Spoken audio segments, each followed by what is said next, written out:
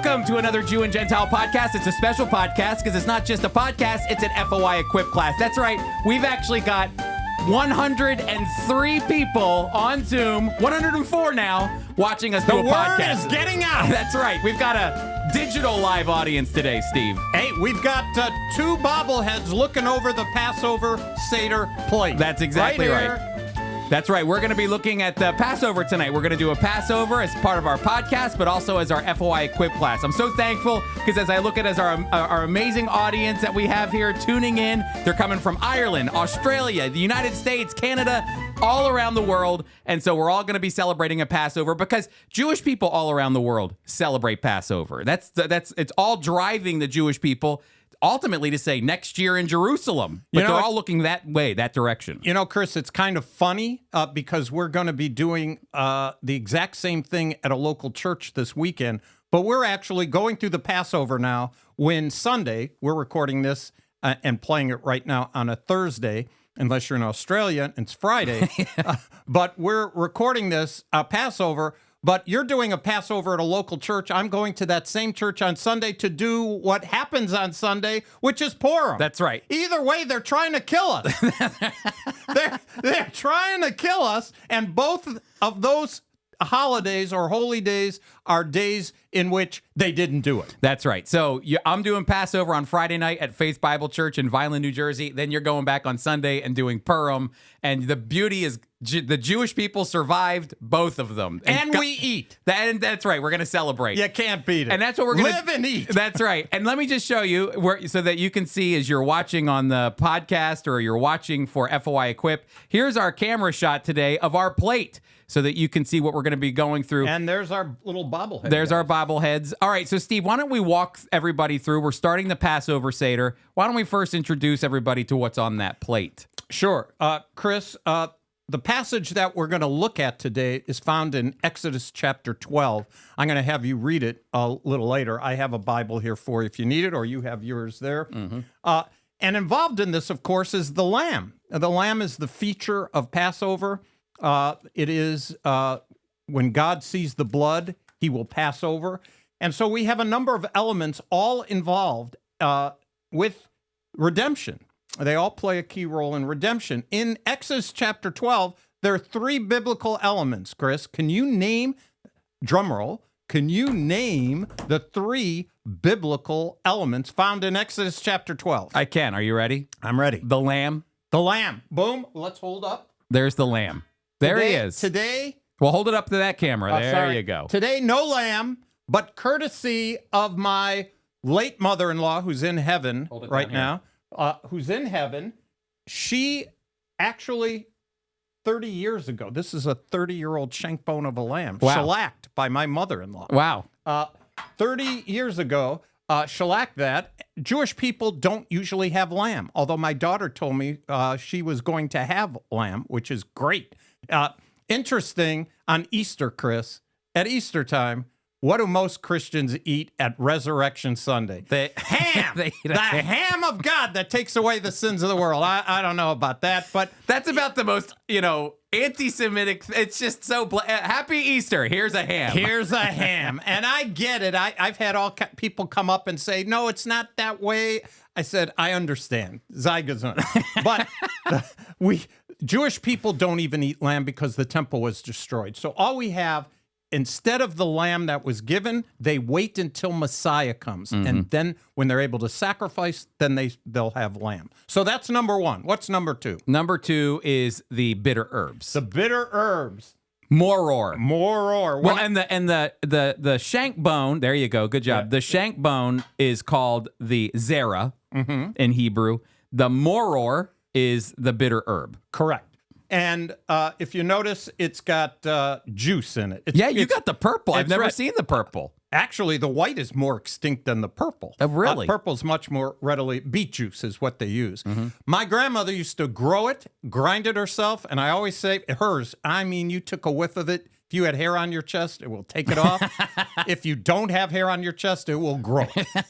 Either way. And so this stuff's pretty mild, but it's funny when children are a big part of the Seder service.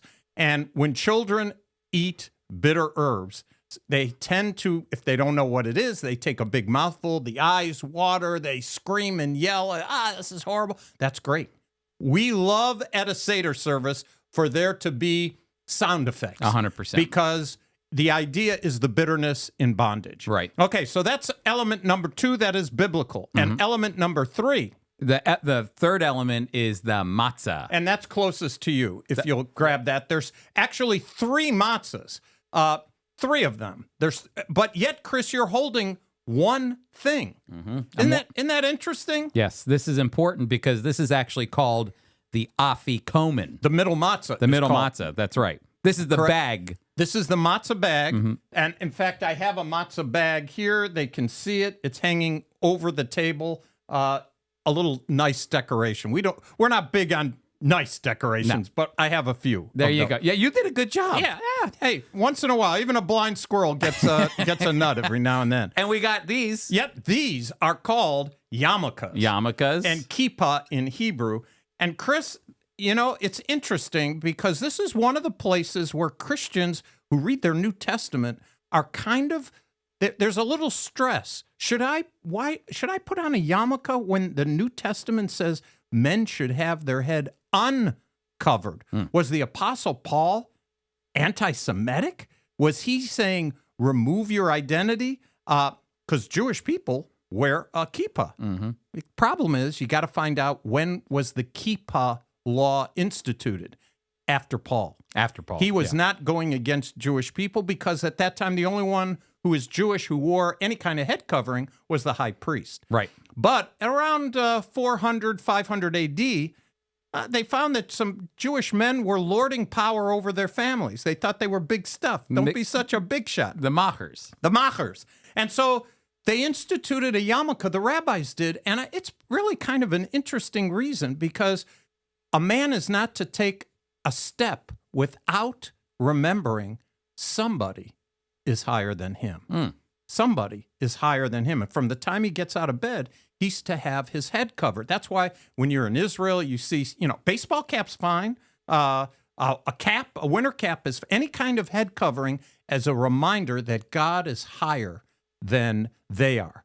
And that's a significant thing. So Paul wasn't writing against the Jewish people because there was no head covering. But yarmulke. Got our kippahs here. White, black, NHL hockey for our Canadian friends, baseball, football. When you're in Israel, you go to the kippah house. You've been to the kippah store. They have every kind of kippah you can imagine. Usually at Passover, it's white. You have a black one. I don't know. What are you saying by give me the black one? You're mourning. You have to be here tonight. You're away from your family. Right. You're in mourning. I'm mourning. There you go. That's good. Oh, and you also have more attire, though, that's more geared toward Passover. You wore it last time, but maybe for our Equip class. Oh, he's reaching for it now, too. There we go. Here we go. He's not going to put it all on. I'm not going to put it all on. It's like I don't know. Could they see it? There we go. No, yeah, they can hold it. Yeah, they can see it. So it's a giant white robe, complete with a chef's hat, which I wore last time to advertise. I'm not doing it now. But I look like a guy on Little House on the Prairie who forgot to put the right hat on. That's you look like Chef Boyardee, the Chef Jewish Boyardee. version of it. There you go. The Italian guy that you had at your Passover. You should have wore this. But that's called a kittel. This is a kittel. That's separate. That's what you'd wear during Passover. And Yom Kippur. Okay, and Yom Kippur. For both. Yep. But you're not wearing that as you lead us. I'm not putting it on. No, okay. No. All right, so let's talk about... We have other things here. Oh, yeah. Let's talk about the rest of the plate. So those are the biblical things. But if you'll notice, first of all, we've got some green here. Mm-hmm. And they can still see it. Parsley. And the parsley is really reminds us of the time of year. Chris, I don't know what it is in Australia. They're just probably coming out of winter. No, they're coming out of summer, and they're coming into winter. We're going into spring. It's a springtime feast. It is mentioned the first one of the holy convocations in Leviticus 23. And notice it's got little flowers. Mm-hmm. That reminds the Jewish people of the hyssop that was used to put on blood on the doorpost when God said, when I see the blood, I'll pass over. So we have parsley. That's called karpas in Hebrew. Karpas. Karpas, that's correct. All right, what Then else you we got? have an egg. An egg. Now, this is a tough one. Easter. Easter time, first of all, you have creasters who are coming to church on Easter. You know what a creaster is. Oh, yeah. Goes to church on Christmas and Easter and says, "Fah," to the rest. I'm not going for anything else. Well, when we think of the egg, where did Easter eggs come from? And where on earth did an egg come for Passover? Both have the idea of redemption, believe it or not, but not from a monotheistic position. It's polytheistic. It's idols. It is a totally pagan custom that somehow incorporated itself in Christianity and in Judaism, except that the rabbis will say, oh, eggs, that's a dish for mourning. When you mourn somebody who's died, you will have egg salad, hard-boiled eggs, whatever it is, because eggs remind us of the life cycle. There's no beginning, there's no end. It goes around, and someone dies, someone is born. And so you have eggs. So what are we mourning at Passover? The destruction of the temple. Right. And so the egg is that kind of reminder. It reminds us of newness of life and the sadness of death. It's a cycle, but it also reminds us of the destruction of the temple. Yeah, and they do different things with it, too. Different depending on what branch of Judaism you come from. It gets complicated. Yeah, that's interesting. And we also have the apple mixture over here. The charoset, which my wife made, very good. Apples, walnuts, chopped apples, walnuts, and cinnamon. It's brown in color. If you can see on the camera, it's brown. That reminds us of the mortar that was used in order to build for the Egyptians, but it's sweet to the taste. Chris, we're talking about being in bondage for 400 years. That's generation after generation. It's sad. It's, all the plagues that happen. There's lots of negative stuff, but we're going to be redeemed. We're celebrating redemption, and that is sweet. In fact, on many Haggadahs, we talk about Haggadahs. I have a Maxwell House Haggadah. I have two of them. I have the one from back in the 50s, Chris. This was published in 1959, this Passover Haggadah. But I also have Maxwell House. Many people who are tuning in might know that it used to be, especially, that you could go to your corner grocery store in the Manischewitz department or the coffee department. In this case, it's Maxwell House that put out Haggadahs for their Jewish customers. And I knew many Jewish people who never got their own. I'll go pick it up at the grocery store. Yeah. It was compliments of them. Well, and we saw our friend tune in from Ireland, Lynn, and she held up the Friends of Israel Haggadah, which is great because that has Christ in the Passover. That's right. And so these don't have Christ in the Passover. These are just Haggadahs. Haggadah in Hebrew means a declaration. So this is the declaration. A Haggadah means the declaration of the Passover Seder, and Seder means order. Yep. So it's the story. It's the story. It's telling the story. It's the telling of the story in order. You and I aren't doing it quite in order. We're not going to do it exactly the way it's supposed to be done. In fact, Chris, when I was growing up, it was a 4-hour enterprise. Yeah. But folks, relax. It's not going to. We're not going to do that to you. No. There is one more thing too. Is the ayin, the wine. Or, as we have here, delicious tart cherry juice. That's right. We have tart cherry juice. Thanks to Alice Herzig. And so we have It's red. It looks bloody. Yeah, it really does. It's supposed to look bloody. That's right. And so we're going to take 4 sips of that tonight as well as we go through the Passover Seder. But just as Steve had mentioned, it's important to understand, I'm glad that he started with the biblical components. When you go back to the original story of Exodus, you have 3 original components: the lamb, the matzah, the bitter herbs. We mentioned those. But then everything else was developed throughout the thousands of years that Jewish people have been doing Passover. Elijah's cup has been added. Look at that, baby. Elijah is going to get drunk. That's a lot of Elijah. That's a lot for Elijah. And so we've got Elijah's cup, but it's very fascinating because, when you look at what Jesus is doing in the gospel accounts and you see the Passover take place, there is the lamb. We're confident he had the bitter herbs and the matzah, but he's doing something different. He's added wine. There's wine in there, which means it developed prior to Jesus even being on the scene. That wine is in the celebration of the Passover Seder. In fact, Chris, you did a whole series of online videos. I think you wrote about it as a blog, possibly. The 4 cups, and I know it's too far away, but we have the actual 4 cups sitting on our mantle here that you used in your video, which I think has gotten a number of hits because those 4 cups are really significant. They come from Exodus chapter 6, verses 6 and 7, and they tell a remarkable story that the Jewish people want to tell, and they do in their Haggadah. But really, we as believers, we want to tell that story because Jesus held up the 3rd cup. We'll talk about that, but very significant. And the 4th cup is the cup where he'll drink new with us. He hasn't had that with us yet. That is a forward-looking cup. Now, you might be sitting here thinking, all right, I'm glad that all of you are here. You're on FOI Equip, you're watching, or you're tuned in to the Jew and Gentile podcast, and you're listening or watching. I want to thank you, for being a part of this. It's always a fresh reminder because maybe you're thinking, I'm a Christian. Why am I here at a Passover? It's so important to me because I think this is why it really is important. You don't have to. It's not mandated in the scriptures that you follow and do Passover. But our communion, our Lord's Supper, comes from a Passover. Jesus is the Jewish Messiah. Jesus never celebrated Christmas or Easter. He celebrated Passover. Wait. Say that again, Chris, because there's some people, I'm not saying here. He never went to church. There are some people who think he was a Christian. Yeah, no, he never went to church. He never celebrated Christmas or Easter. That would be awkward, okay? Very awkward. Very awkward. He celebrated Passover.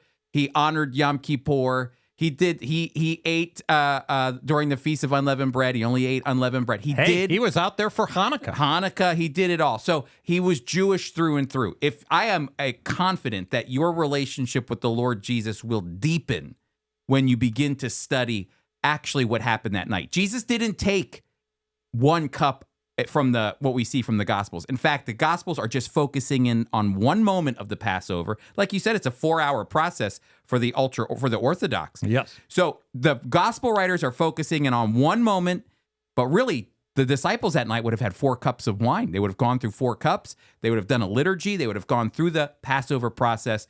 And that's why we want to go through these elements and the Haggadah as well. Chris, there's a couple other things. First of all, there's salt water. Oh, we yes. didn't bring the salt water out, but salt water is actually ties to the temple.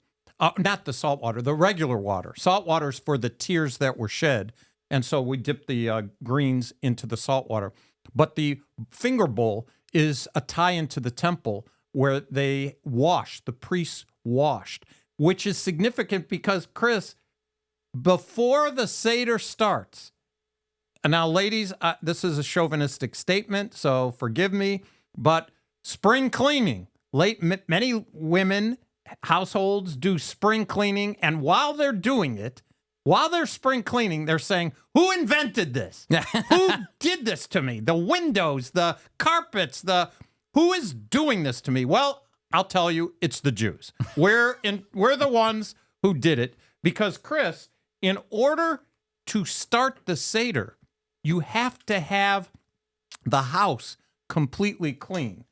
Mm-hmm. And spring cleaning was invented by the Jewish people in order to make sure that there's no leaven. And Chris is lighting the candles because the woman's function, without the woman, there is no Seder. I cannot tell you how important. The rabbis say, if you don't have a woman, go get one. I love that. Go get. Why? What happens if you're in college and there's a bunch of guys? You can't do the Seder. Mm-hmm. Not if you want to follow the Jewish tradition. You've got to go get a woman. So you got to go to the dorm, say, hey, I need a woman, because the light to the redemption table, literally the redemption that's going to tell the story of redemption, has to be brought by a woman. That's amazing. And that's significant. So there can't be any leaven. Chris, there's a tradition among ultra-Orthodox people. So if you're a Gentile living next to an Orthodox Jewish family, they're going to actually sell you their stove, their refrigerator. They are actually going to give you a check. They're going to give you a check, and they're going to say, Chris, I've cleaned my house. I don't have any leaven, but I have this refrigerator, the stove. I have a bread box. I've cleaned it. but there might be a little bit of leaven, and I'll be guilty of it. So instead, here's a check.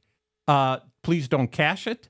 But if you hold this check, I will. No, they pay you, and if you pay me, and I will give you a profit to buy it back. So they're able to tell God, if there's any leaven here, it's not mine. That's right. My neighbor owns it. That's right. You could. He check it out. He owns it. He bought it from me, so it's his. And then once it's over, you buy it back. Well, the same thing happens in the state of Israel. In the state of Israel, this comes from the Times of Israel. The state of Israel, it says, at 12 o'clock on Thursday, I'm meeting the chief rabbinate. There is a contract. This is with Jabbar. Jabbar is an Arab Christian. Jabbar is signing a contract that says that he is going to pay $14,000 and he will buy $300 million. That's a down payment, and he's going to buy $300 million worth of leaven products that the state of Israel owns.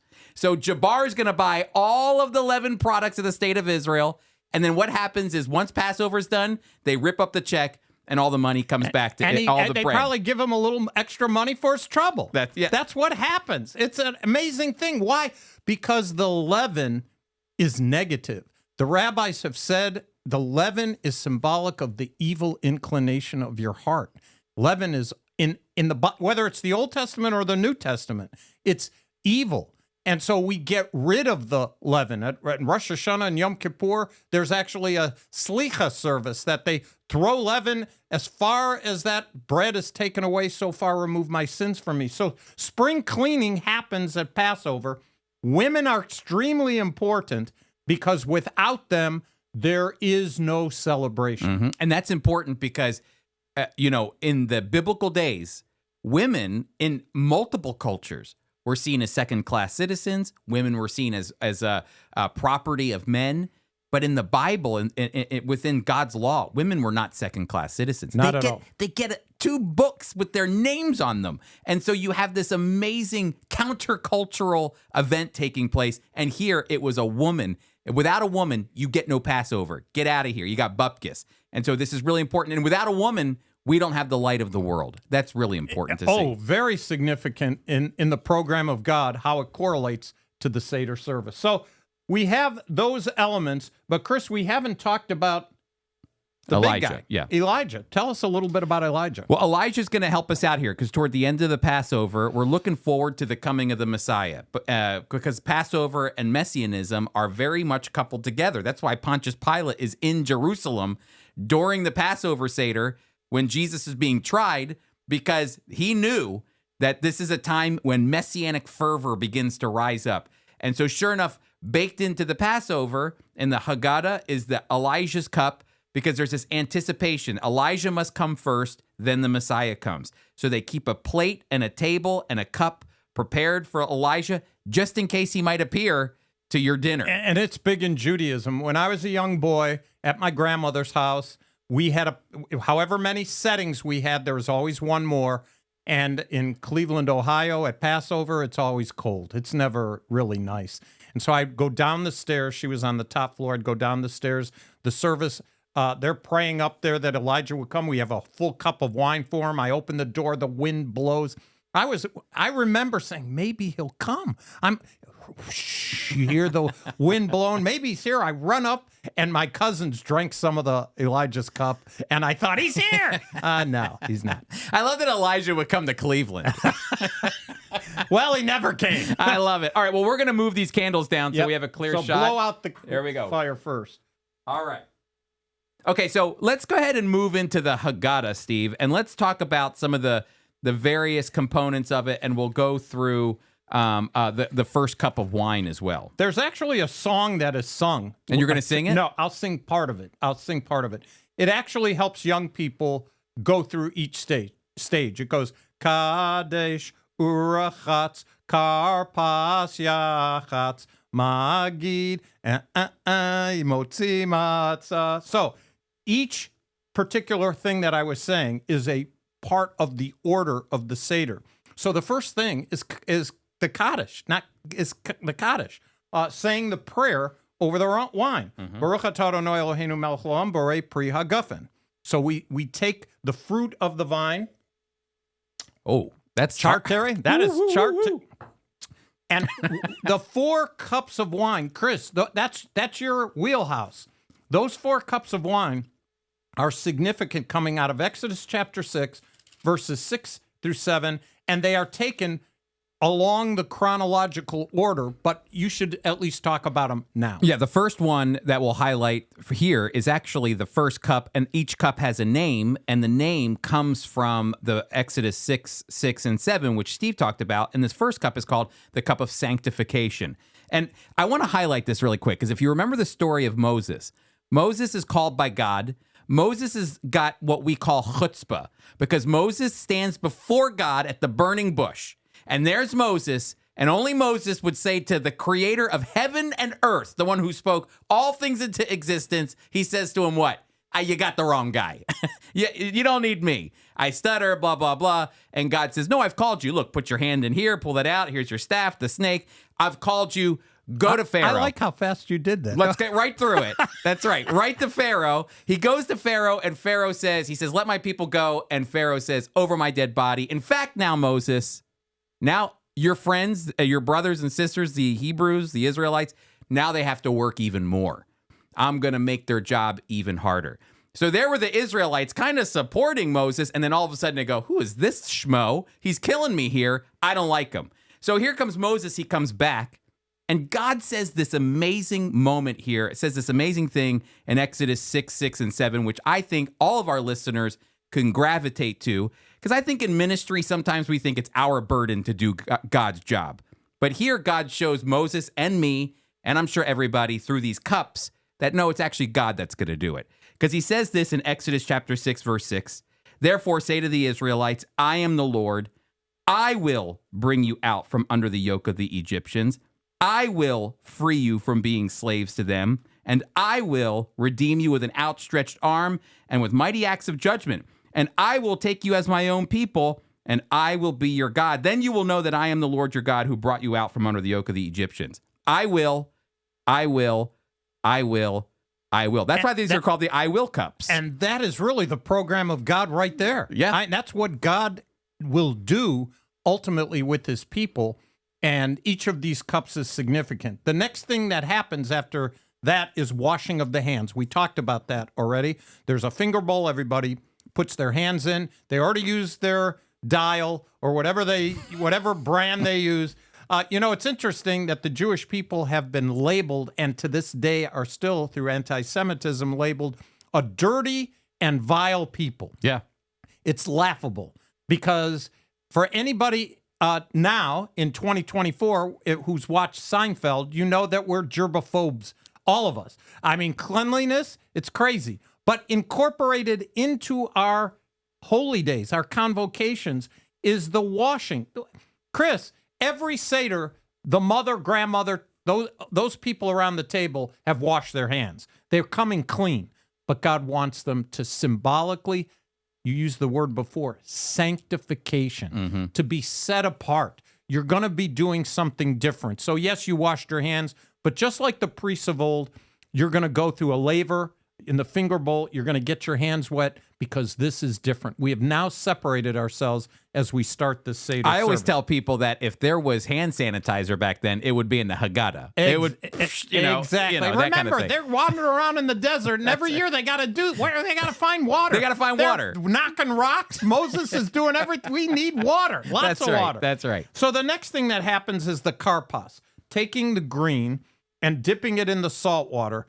A prayer is recited, and we eat the green. Again, springtime reminds us of that time of year. But isn't that also when you're dipping that karpas in the salt water, you're actually drinking the tears Exactly. of your forefathers? That's the idea. The symbolism is that the karpas is a picture of the tool that was used to spread the blood on the doorposts and on the lintel of the blood for the night of the Exodus. But then also the salt water that you're eating, you're tasting the tears of those who Again, suffered. there'll be sound effects when this happens. Oh, yeah. Oh, boy. And you make it sound nice effects. and salty. You make it nice and salty. Exactly. The next thing that happens, Chris, and you could do it, because remember, we have 3 matzahs in a little bag, and we have 1 unit. We have 3 matzahs.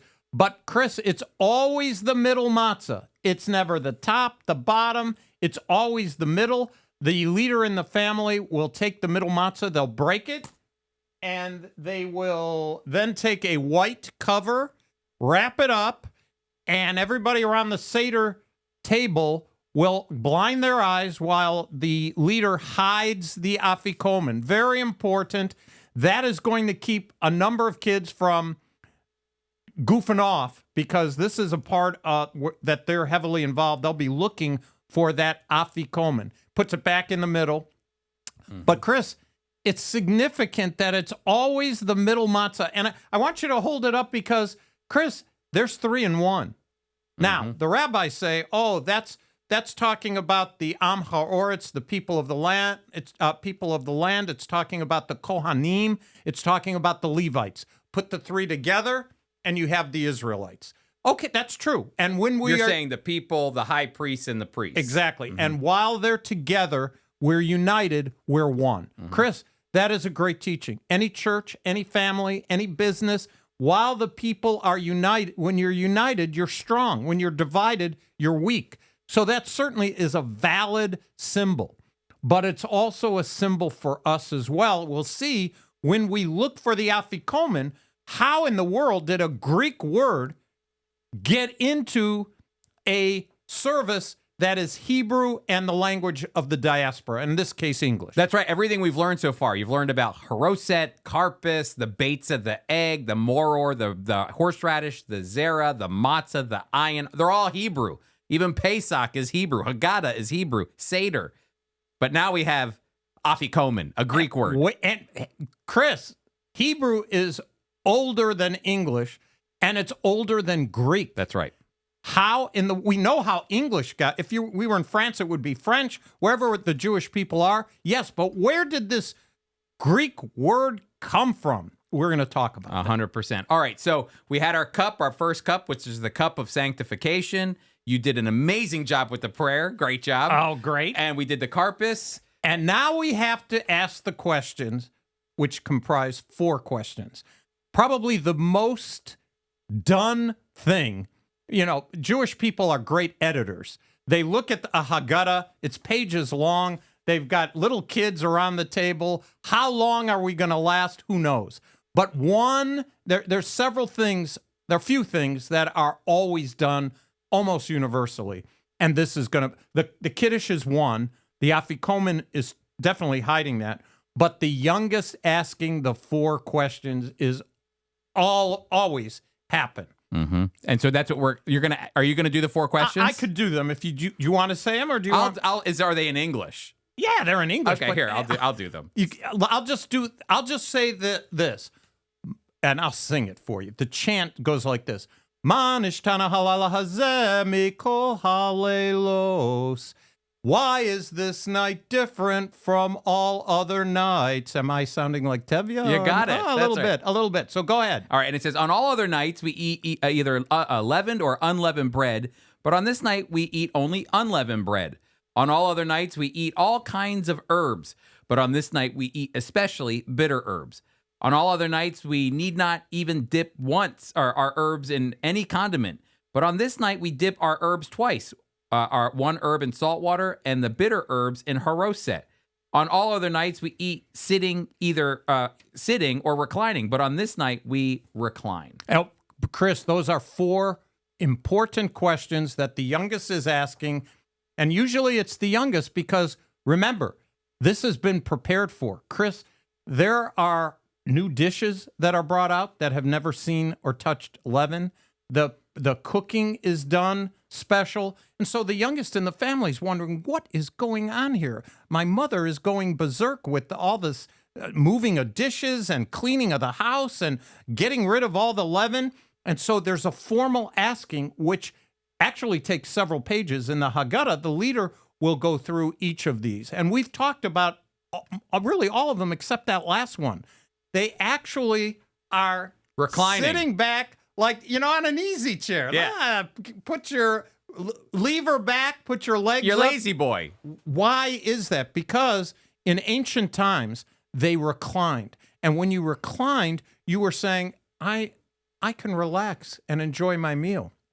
But Chris, for 400 years, the Jewish people couldn't relax and enjoy a meal. They were slaves. They were at the beck and calling of their taskmasters.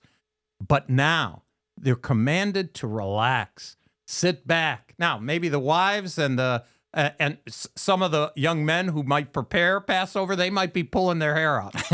But they're supposed to recline as they eat. So really, at least the leader will have a pillow as he sits at the head of the table and recline to accentuate freedom. It's a great illustration of what God has done for us in terms of redemption. Given us liberty and freedom. Liberty and freedom. All right, so now we're moving toward the second cup as we continue to go through the 4 questions. In fact, but before we take the second cup, Chris, we got to get pinkies ready. Oh, that's right. So you could do it. I'll call it out. Get a piece. Yeah, get a napkin. We are going to review the 10 plagues. And the reason is really significant. Each of these cups, Chris, we're taking sips, but each of the cups, if you follow tradition, you are to have full cups of wine. First cup is a cup of wine. Second, but before you have a full cup of wine, we're going to take a little bit out of that cup to remind us of the suffering of the Egyptians. Isn't that an interesting, that we're commanded as Jews in our tradition to not boast over our victory. It's God's victory, but it's at the expense of the Egyptians. Remember, the army went in after them. They're dead. But before that, firstborn Egyptian died. There was death, the stench of death. And so God says, don't take, it's not a full cup of joy. We have to remember how it happened. God wrought these 10 plagues. So, Dom, Tzifardea, Kinim, Arav, Dever, Shechin, Barad, Arbeh, Hoshech, Mikat Barot, blood, frogs, vermin, wild beasts, cattle disease, boils, hail, locusts, darkness, and the smiting of the firstborn. So before we take that second cup, Chris, we have 10 plagues that we remember, and we realize it's at the expense of the Egyptians. So I always like to say, too, I like to remind people that when you get to that last plague, it's a hard pill to swallow, death to the firstborn. And you begin to think about God's compassion and mercy. Because that in Exodus, God will tell you he's a compassionate, merciful God. But that sounds counterintuitive to a God who, the death to the firstborn is the last plague. But God gave the Egyptians the chance to release the Israelites. And God even says this, you are basically, you're killing my firstborn son, which is Israel. Israel is often called the firstborn. Yes. And so in the Old Testament. So here God is saying, you are killing my firstborn son. And so if you continue to do this, I will kill your firstborn son as a part of the plague to meet that storyline that's going on there. So the second cup of wine comes next. Baruch atah Adonai Eloheinu melech haolam borei pri hagafen, and we get cherry tart juice. That is tart. That'll wake you up and slap you in the face. All right. So that's the second cup of wine. And then, Chris, by this time, about an hour and a half has happened. Remember, the leader has to explain the whole story of the Exodus. It's pages in here. So we've skipped through that. And so now we're washing our hands before the meal. We washed our hands before we sat. We washed our hands symbolically because we're starting the Seder. And now the food's coming. And you know what? You've been alive for another 25 minutes to an hour. Wash your hands again. There you go. And so then we say the Hamotzi. Then we recite the prayer for the matzah, and then we eat the bitter herbs. Eating of the bitter herbs. So we'll have to take a bit of matzah. For those who might be doing it with us, you take the bitter herbs and the matzah. And We've got some Manischewitz matzah here, too. Yeah, we got the real McCoy. Here you go. Okay, I'm going to give you a piece. There you go. There you go. Dip it in. Got it. And eat. And a prayer they would say is Baruch atah Adonai Eloheinu melech haolam borei peri ha'adama. Hadama. So notice, Chris, we tend to make fun of people who pray too long before they eat. And it depends on which family you're in and what your sense of humor is as far as prayer goes. But for Jewish people, they pray before they eat everything. Yeah. There's a separate prayer for the wine. There's a separate prayer for the matzah. There's a separate prayer for things that come out of the ground. There's separate prayers for everything. And at the end of the meal, there's a 20-minute prayer that's recited by Orthodox Jews after every meal. You talk about a business lunch, you're going to be there an hour and a half. You eat, and then you got to pray. And I'm not criticizing. It's an amazing thing. And so the meal is now going to be served. And Chris, I joked with you. You and your wife did a wonderful thing. 36 people at your house. It's not, your house isn't all that big, but you opened your home to pasta. When you told me pasta, I said, "Are you having matzo ball soup?" And your answer was nope. No. So I said, "I'll buy you matzo ball soup," which you did. That's right. So, and what was the first thing you had a Jewish person who had never been to a Christian celebration of the Passover? No, there was a Christian brother of mine from church whose friend was Jewish, and he told him, "I'm going to my first Passover," and he said, "Are you having matzo ball soup?" That was the first question he asked. We took a picture of it. It was a big old matzo ball. There you go. So the meal is really significant, very significant. And so it's usually chicken, brisket, but not lamb. Not lamb. Because there is no temple. Jesus would have had lamb. He would have had lamb. But not ham. Lamb. There you go. Good one. But after the temple's destruction, there is no temple to sacrifice the lamb. So now they have a kosher chicken meal or a brisket or whatever. And they use the egg as a substitute until they're able to have the lamb. Okay. It's a remembrance of the temple. That's right. And so this is important because actually, Steve, in the Gospels, when you go to Matthew chapter 26 and you get to verse 26, it's actually at this moment, because after you have the second cup, which the first cup was called the cup of sanctification, the second cup is called the cup of deliverance, when God will deliver his people. Now, after you go through a few more things, now you're having dinner. But this is the moment where the gospel writers focus in on the Passover Seder. So dinner is over now, and we've eaten, and now we're wrapping. We're kind of on the decline for the Passover Seder. There's another step. We don't have to do it for time's sake. But you take the charoset with the bitter herbs and you make a Hillel sandwich. Remember, we invented spring cleaning. It wasn't the Earl of Sandwich that invented the sandwich. We get the credit. You should get it. The Hillel sandwich. It was the unleavened bread that killed it. That was the problem. It's a killer. When I was young, I had to go to school with matzah and bologna with mustard in between. It was always crumbs when I got there. Nothing. It was just it was bad. Very bad. But the point is that after dinner is when the gospel writers zoom in. It's like a camera. It's like a camera in a movie zooming in on the scene in this moment. So, but now we're moving away from the dinner, and we're coming now into the breaking of the afikomen. That's right. There's a search for the afikomen. And according to tradition, it's very interesting. Again, this would be almost universal amongst Jewish people. They're going to look for the middle matzah. The person who finds the middle matzah goes to the leader and technically can ask whatever they want. Because the idea is, without the afikomen, this service doesn't end. It can't go on. You have to buy back that afikomen. It has to be purchased. I've told the story for 45 years. It's true that I prayed every day for Passover because I passed a bicycle shop. And when my Hebrew school teacher told us that we could ask whatever we want, I said, "God, let me get the afikomen so I can get a bike." I found it. Chris, I found it. I go to my dad. I hold up the afikomen and I said, "Dad, I could ask whatever I want." That's what my Hebrew school teacher said, and I'm a reasonable guy. All I want is a bike. He said, "You'll take $1 or nothing." So I took I took the dollar. I didn't get my bike. All right, but you got the dollar. I got the dollar. But that's what you get. You get a reward for finding the afikomen. Purchase. It's got to be cash, some sort of or gift, but you got to be able to buy it back. Okay, so what happens now with the afikomen? And while you're explaining that, I want to go to Matthew 26 really quick. What happens is this: that afikomen is under discussion between Christians and Jewish people. Mm-hmm. It's Greek. Both sides agree it's Greek.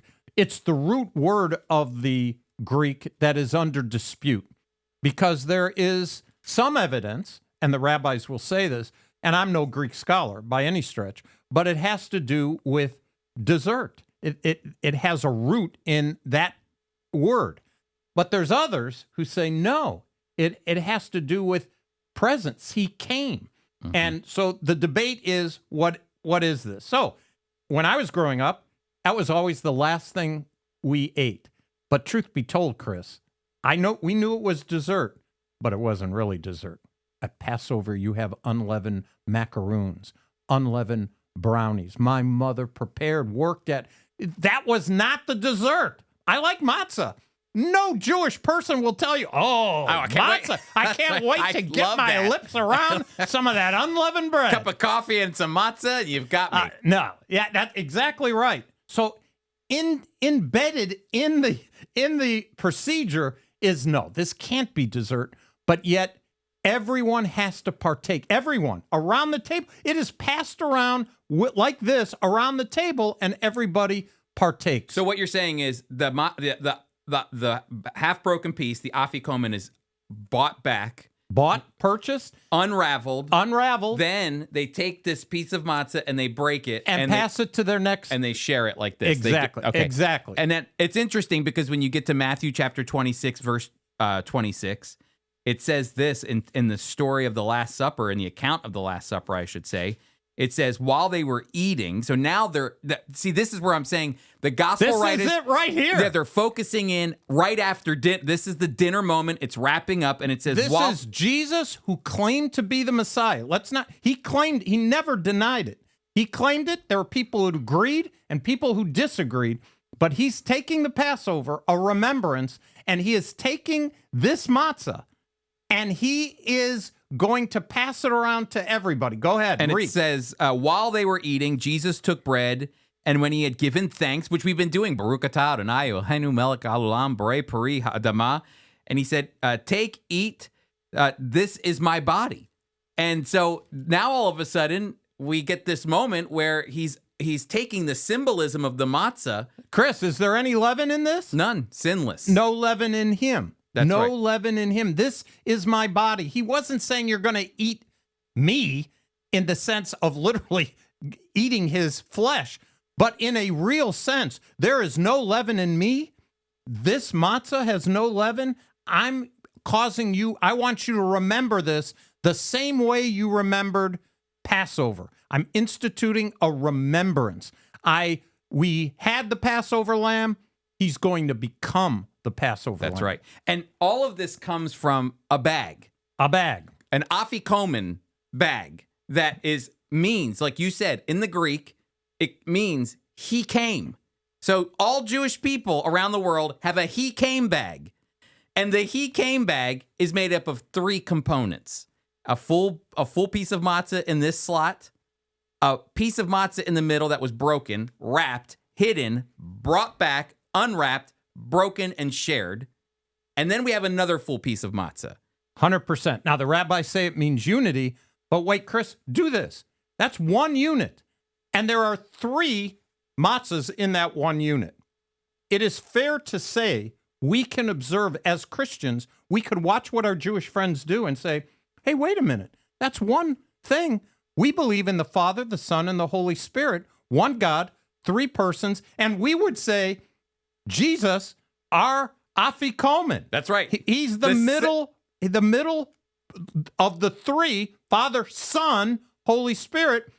Bada bing, bada boom. We see an illustration of who he was. He came down and in his obedience went to the cross, was broken for us, and resurrected into new life and giving us new life. And Chris, the next thing that happens is taking the third cup. That's right. And what does that cup symbolize? The third cup is called the cup of redemption. The cup of redemption? That's right. And that's when Jesus, right after he takes the bread, which is, again, there's dinner, there's the bread, and then in the liturgy, it goes right to the third cup, the cup of redemption. And that's when Jesus says in Matthew 26, verse 27, then he took the cup, which would have been the cup of redemption. And we could take the cup. That's right. And he gave thanks, and he said to them, drink from it, all of you.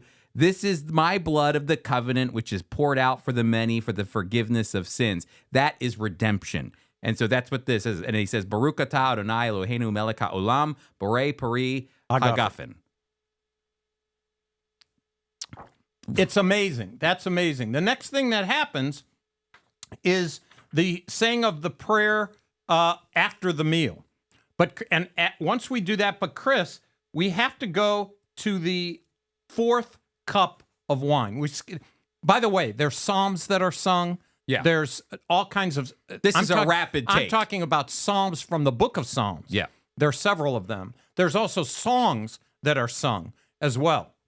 But we're not doing that for now. But we go from the third cup to the fourth cup.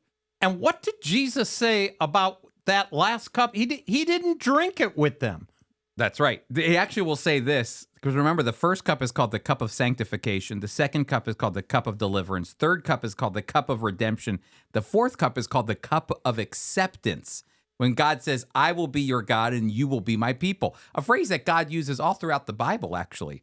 And so it's interesting because here in Matthew chapter 26, as they're going through and he takes the third cup, in verse 29, he says this, after he takes the third cup, he says, I tell you, I will not drink from this fruit of the vine from now on until that day when I drink it with you new in my Father's kingdom. So Jesus does something amazing. He says, hey, you know what? I'm sure he didn't deny the disciples from taking that fourth cup, but he said, I'm not drinking it. He's probably taken the sanctification cup, the deliverance cup.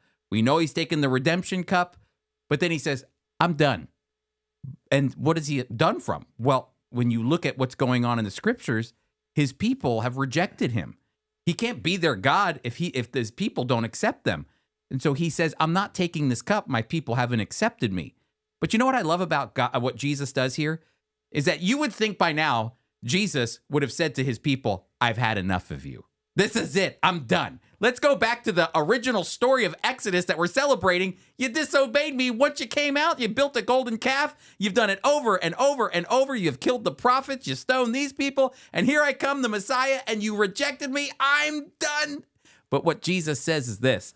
There is a day coming, this acceptance cup, when I will drink it with you new in my Father's kingdom. The grace and kindness and compassion of God is seen.